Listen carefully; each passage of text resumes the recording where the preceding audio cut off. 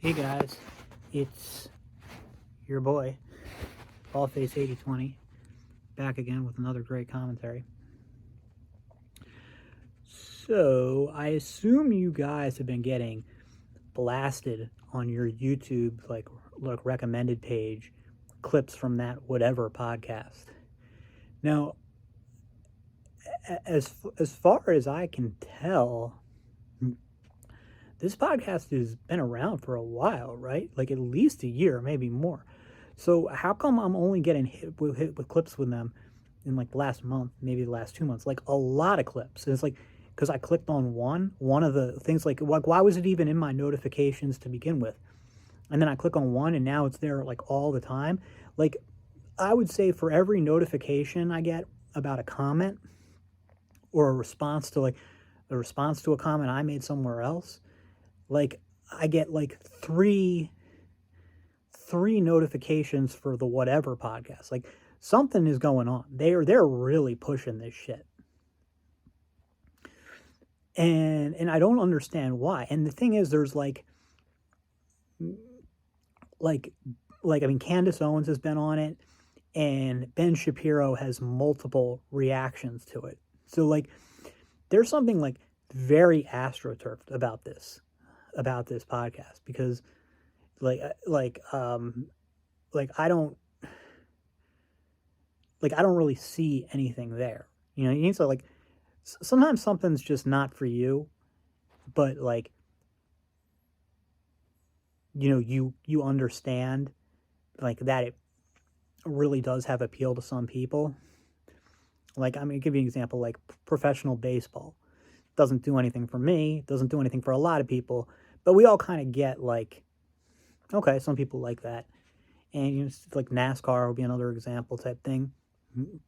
This whatever podcast though is like out of nowhere, like it's like blowing up and shit. And so I'm assuming that what this is just what I'm thinking. Like the fact that Candace Owens is on it and that Ben Shapiro's doing it is that this podcast is probably owned, being pushed behind the scenes by some massive media company, likely the same media company that owns the Daily Wire.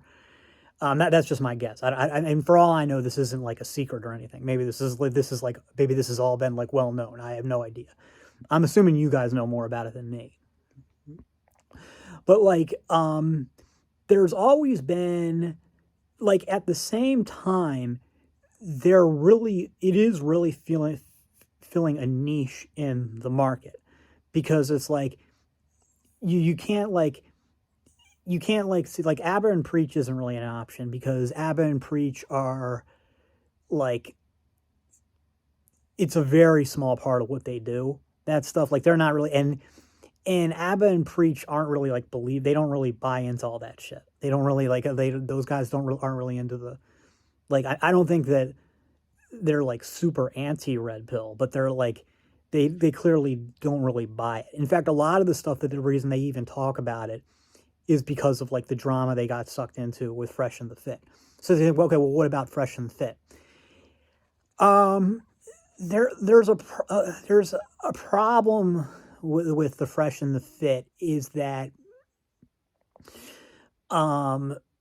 okay, so you got two guys on the Fresh and the Fit. One of the guys is not American, and he doesn't like to talk a lot. He's not a man of many words. So you essentially got kind of one guy doing the show. It's basically just Myron. I understand that there is a lot of young and maybe not so young in the case of a lot of these guys, youngish men in America who are alienated, who are angry at women, who want to talk about this kind of stuff.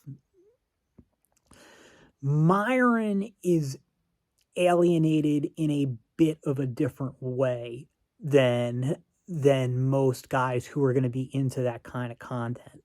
Like, because Myron's got, like, yeah, I know Myron's American, but he's got the Islamic name. I don't think he's religious or anything, but he is a Muslim. While he is not an immigrant himself, he's in that kind of like weird world where like his parents are immigrants and obviously aren't aren't very Americanized. So he himself is one of those guys who probably his entire life has been 1 foot in, 1 foot out. Like he's sort of American and he's sort of not.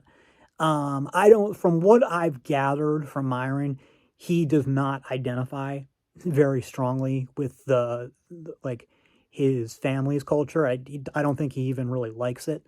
But he's what is he? He's not. He's a Horner, right? So he's either Somali or Sudanese. He's Sudanese. He's Sudanese, right? So he's Sudanese, and which means like he's sort of black and he sort of isn't. Like I mean, like to me, it's obvious that he doesn't consider himself black. Like to me, it's like it's been. I knew it from like the first time I saw him, but obviously he can't come out and say that. You know, like, he can't. He you know that wouldn't work. I get that he can't come out and say that, but the thing is, because this is America and America's got its like own like weird shit with race, he happens to be living in the one country where somebody like who looks like him will be considered black no matter what. Like, you know, he could if he lived in anywhere else, he could have just blended in, but he lives in the one place where he can't.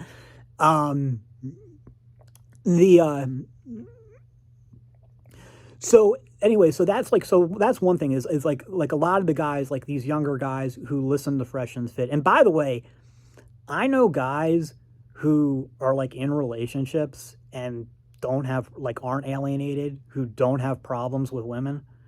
And, like I'm serious, like these guys are not misogynistic. They don't think that women are whores or can't be loyal. They will sometimes listen to Fresh and the Fit that they've enjoyed and stuff. However, I don't necessarily think guys like that are really have ever been the target. I think it's been more, like I said, like alienated, usually, but definitely not always white or whitish guys from the Western target. I think that's the target audience usually is alienated, usually white or whitish. I know with Fresh and the Fit, there at least historically was like a bit of a black audience, but that was only because of their association with Kevin Samuels. That's it. I mean, without him, there wouldn't have been any of that. So obviously he's gone now. So, and then they were like really focused on the whole Miami thing, which is like, and Miami's kind of its own world. That's not as comparable to the rest of the country. It's not that the show was done in Miami or the show is done in Miami. Who cares? It's the fact that like a lot of the stuff was very Miami centric. Miami's got its own specific culture.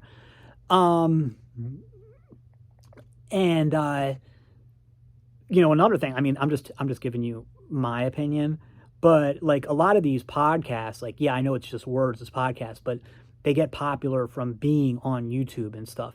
And what gets clicks is attractive women. And a lot of the women on the Fresh and the Fit, in my opinion, are not very good looking. I'm not really into that whole Miami horror aesthetic. It doesn't work for me. And Fresh and the Fit didn't really, like, as far as I can tell, didn't have anybody behind them.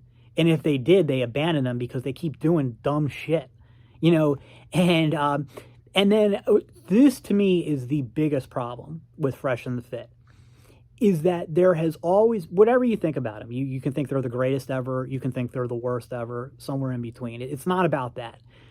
Something about that show, I'm talking about going way beyond whatever values they're preaching or whatever. Something about that show was very sinister. Like, it gave me a really sinister feeling. And a big part of it is just the lighting and the environment. Some of it is just Myron himself. Some of it is the kind of women they had on there. And you put those three together, and there's just something sinister about it. I don't have another word to describe it, but that. Something about the show, like, actually feels evil. And like I watch it and it gives me this like unsettled feeling. I really doubt I'm the only person who gets that feeling from watching it. And so Myron kind of started it. He became big, and I know like he got on TMZ and shit, and he's been involved in a lot of drama. We saw the Brittany Renner stuff. Like I know that there was back and forth with them and Ethan Klein, with Abbott and Preach, obviously. Honestly, if it wasn't for their stuff with Abbott, I'm so out of touch. Like, you know, I'm older than most of you guys. Like, I probably wouldn't even know who Abbott and Preach were if it wasn't for Myron and Fresh and the Fit podcast. And then, you know, of course, and for Rollo for mentioning that shit. And I think that's another problem, you know, with the Fresh and the Fit podcast is the heavy association with Rollo. Like, I mean, like, not that, like, there's not even any reason for them to be there. I mean, nobody cares about Rollo, you know, right? I mean, like, it's just a fact. I'm not trying to hate on the guy.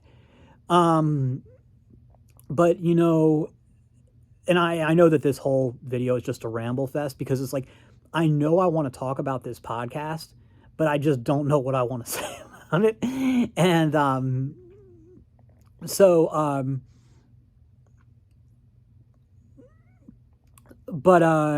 anyway, but I guess what I was getting here is that there is this niche. Like, when I first saw the Whatever podcast, I was like, what is the point of this?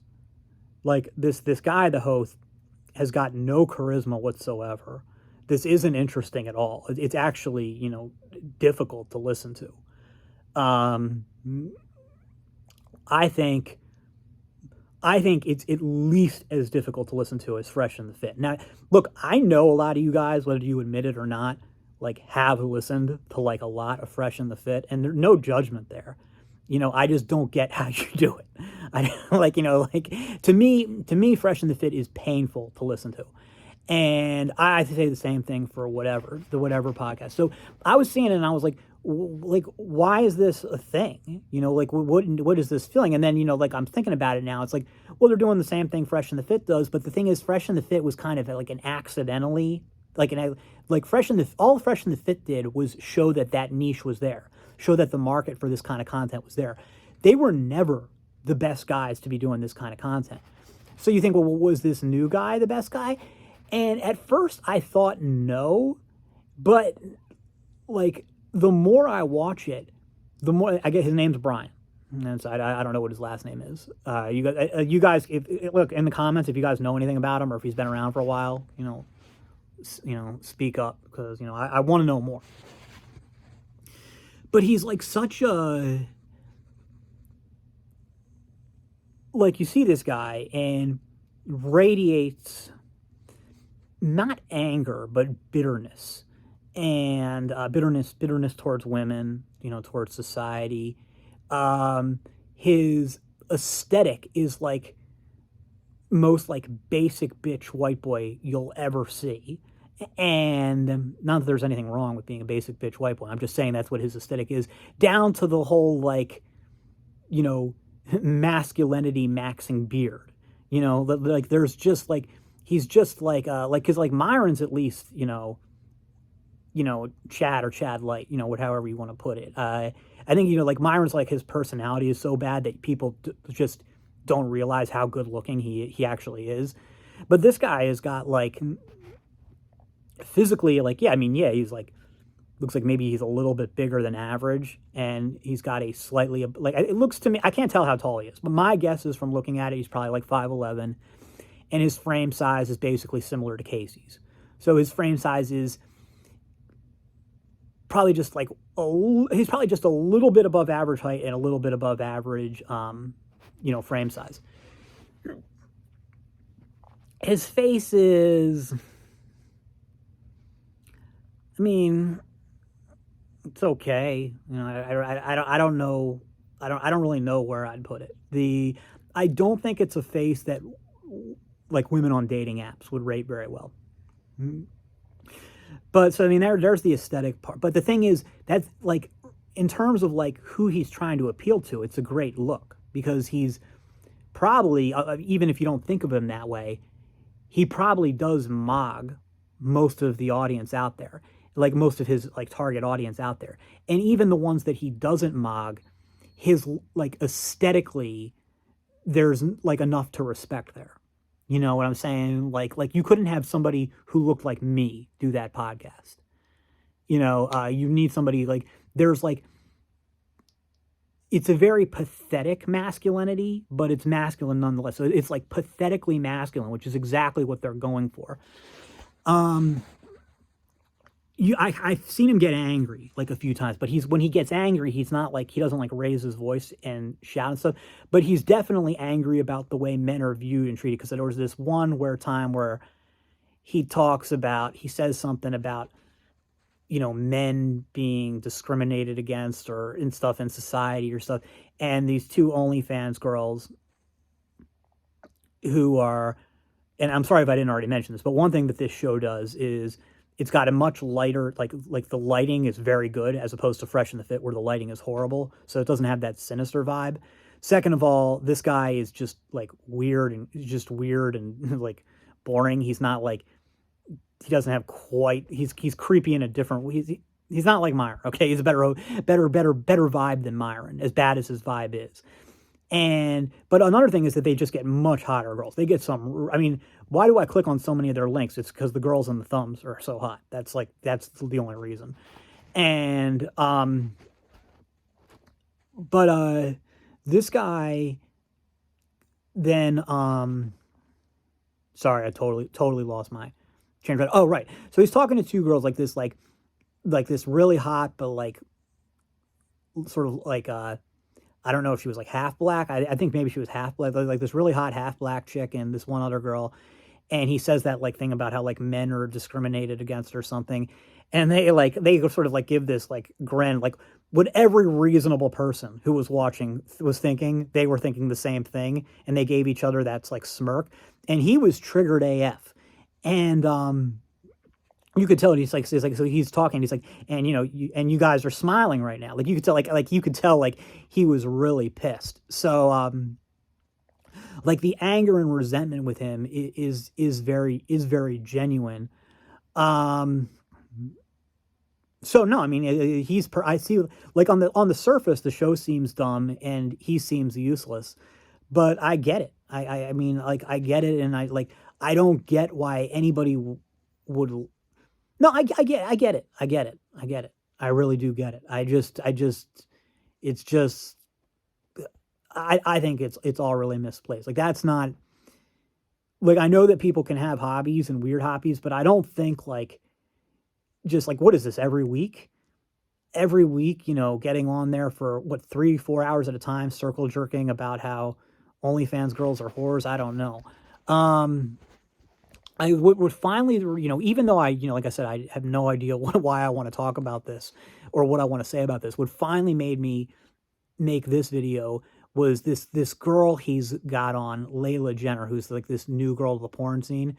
I don't know I'm sure all you guys would agree she's hot. I don't think most of you guys would think she's as hot as I do. Like, she's very much my type. And,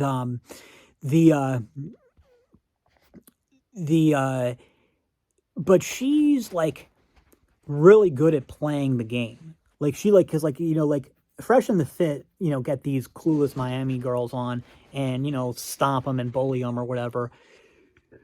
This girl, like, you can't bully because she just like, she doesn't just own being a whore. It's like part of her identity. And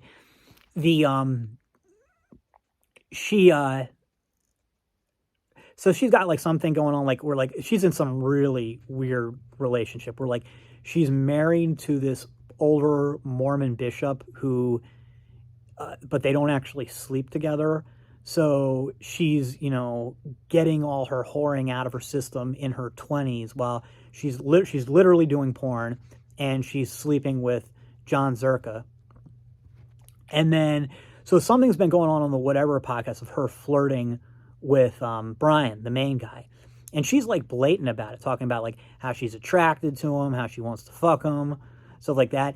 And, like she's like really getting under his skin. But it's like, on one hand, she's making him mad, and on the other hand, he's loving it. And it's really pathetic to watch. Like, I mean, this guy, that would be like, if you asked me to describe this guy in one word, it would be pathetic.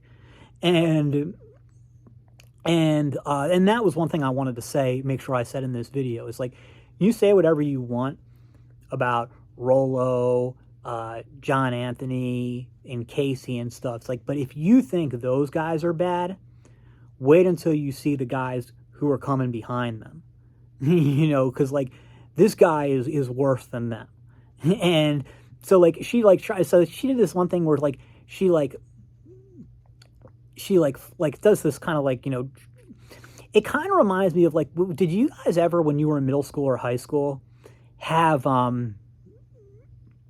ever have that thing happen where it would be like one of the cool girls would like flirt with some really like nerdy or low status guy, and as if to like be funny or whatever, and everybody knew it was bullshit, including the guy himself. Like, you know, he knew it was, so like on one hand he'd act mad and be like, fuck off, bitch, but on the other hand, like, everybody could tell that he loved it. And that's what it looks like here. But here's the thing, this guy's like 30 years old. And so anyway, like I mean, just don't say anything. Have some self-respect, you know? So that's what she's doing, because she's just a kid. Like, I don't even know if she's 20 years old yet. So she goes on Twitter or some shit. What's this guy's name again? Brian? And she goes on Twitter and has this thing talking about like, oh, I've got such a huge crush on Brian or whatever. And he actually replies to her.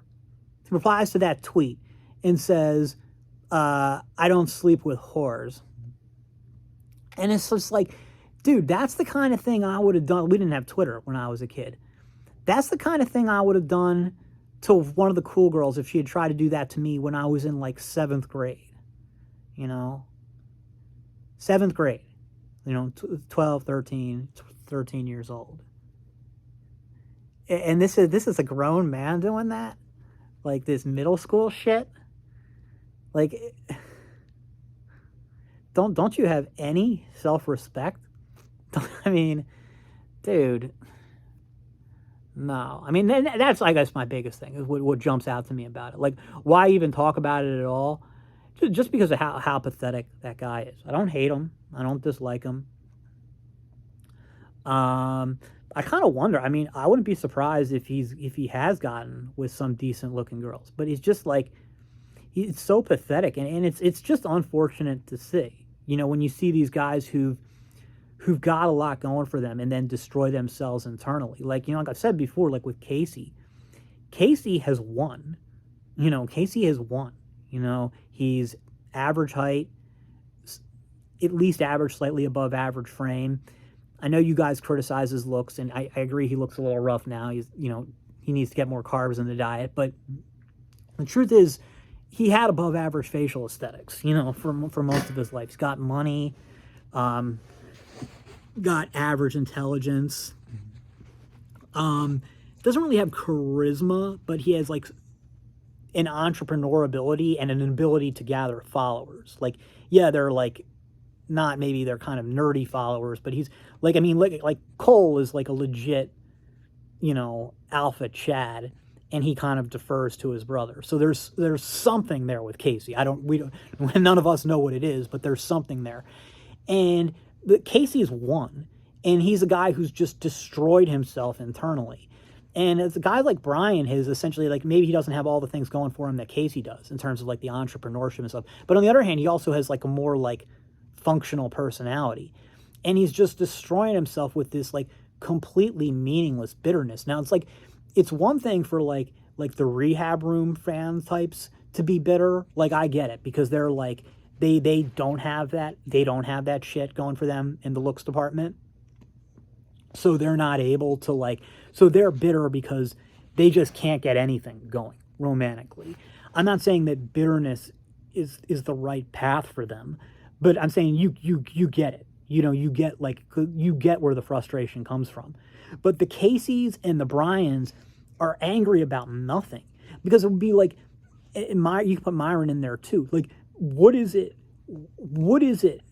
that would make these guys happy? Like, what changes do they want to see from women that would make them happy? Because I think, and I'm being serious here, okay? I knew this isn't just like a thought example. I'm being serious what I say here. I think that you literally could put in Taliban laws towards women, and Casey not quite as bad, but but especially guys like Brian and and Myron would be would still have like this anger towards women and think that women have too much power.